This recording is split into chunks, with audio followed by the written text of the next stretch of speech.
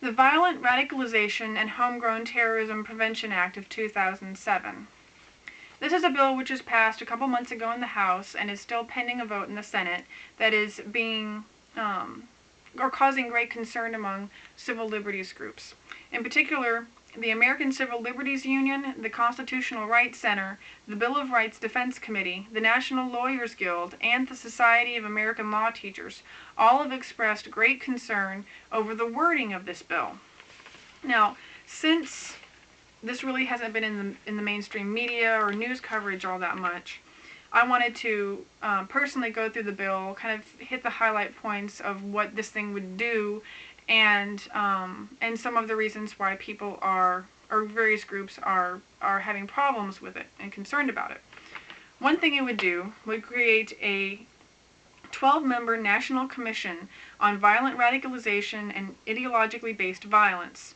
This would be a nonpartisan committee that would last for 18 months. Every 6 months during that time, they would update and send reports of their research so far. This would also create a Center of Excellence for the study of violent radicalization and homegrown terrorism in the United States that would be based in a as yet undetermined university. So, those are the two main things it would do. Why are there problems with this? Well, one of the problems is one of definition. They define two terms in unsettlingly vague ways.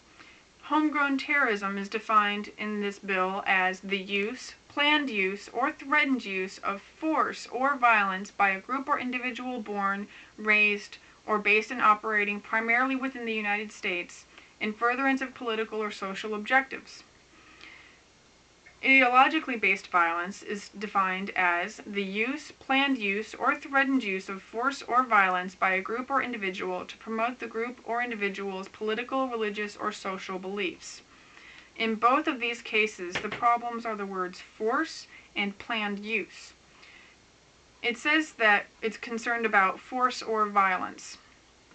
Well, violence, of course. We don't want violence or terrorism going on in the United States, regardless of whether it's an American or someone else perpetrating it. But what is force? What does force cover that violence doesn't, that we should be concerned about? Does force include peaceful protest? That's the big problem that a lot of these groups have. Also, the idea that they're investigating the planned use of force, basically saying they're going after people's agendas or ideas, whether or not they've actually, are investigating those, whether or not they've ever actually committed a crime, which is problematic. Also, the ACLU has expressed concern about this passage. The internet has aided in facilitating violent radicalization, ideologically based violence, and the homegrown terrorism process in the United States by providing access to broad and constant streams of terrorist-related propaganda to United States citizens. Again, the big issue there is why are they honing in specifically so much on the internet?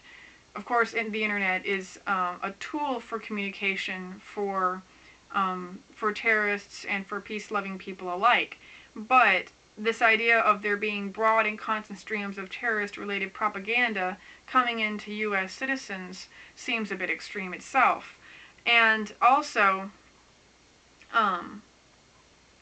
there's worry that this investigation like this, investigating people's ideologies as they express them on the internet, could lead to illegal surveillance of American citizens, much like the warrantless wiretapping that has gone on during the Bush administration. So spreading that sort of unrestrained government surveillance is another problem. It also states, in general, the Commission may secure directly from any executive department, bureau, agency, etc., information, including classified information, suggestions, estimates, and statistics for the purposes of this section, or for this commission. So basically, the commission would have access to any classified information they wanted. That's the rundown of that statement there. Additionally, later on in the bill, it says that the Federal Advisory Committee Act shall not apply to the commission. Now, the Federal Advisory Committee Act was passed in 1972 in order to restrict the formation of federal advisory committees to only those which are deemed essential, to limit their powers, and to limit the length of their operation. Also, the FACA declared that all administrative procedures and hearings were to be public knowledge. And hearings are going to be a part of the commission. That's a big part of the commission, actually. So, why do they get exempt from the requirements of the FACA? There is no justification for this exemption in the bill itself.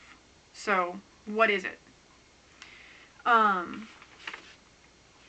Additionally, Brian Jenkins of the RAND Corporation, the Research and Development Corporation, has spoken on behalf of this bill, has testified on behalf of it, stating that homegrown terrorism is the principal threat that we face as a country, and it will likely be the principal threat that we face for decades. Unless a way of intervening in the radicalization process can be found, we are condemned to stepping on cockroaches one at a time. However, he contradicts this later in his second round of testimony, where he said, "Judging by the terrorist conspiracies uncovered since 9/11, violent radicalization has yielded very few recruits. Indeed, the level of terrorist activities in the United States was much higher in the 1970s than it is today." Finally, a writer named Jessica Lee, who writes for Indie Media, has pointed out that this bill was passed in the House under the suspension of the rules, which is a provision in the House used to pass bills very quickly that are deemed uncontroversial and do not need more debate. So, it was passed, at least in the House, under the suspension of the rules. It doesn't have to follow FACA guidelines. It includes force or violence as areas that it's going to be investigating, without defining what force is as separate from violence. And yeah, so and it's also investigating the planned use of force or violence. So, whether someone has already committed a crime.